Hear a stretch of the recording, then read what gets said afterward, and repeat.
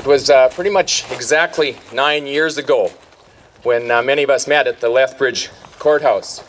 And we met there to try to convince the Canadian government that they needed to allow people to have marketing freedom.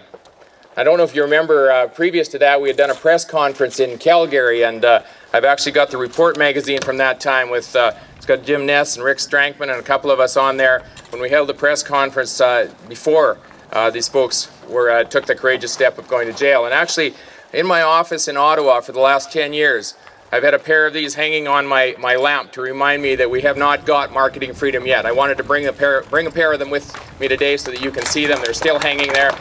When we pass this bill at third reading, I will remove these from the lamp and we can finally get rid of them once and for all. We came to Lethbridge to watch 13 brave men and their families make a decision. And at the time, I think none of us could believe that Jean Chrétien and Ralph Goodale were serious about locking these gentlemen in jail. But they did.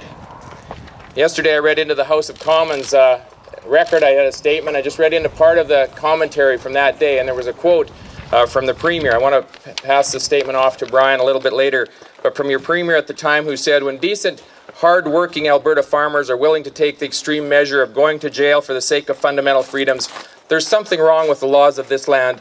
It's a system that has to be changed," said Premier Klein.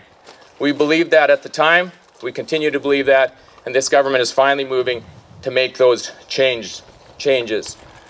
So it's an honor for me to be here today, to stand with many of my heroes, to stand with so many people, so many of you who have fought this battle for so long, but especially with those 13 who were willing to go to jail for what they believed in.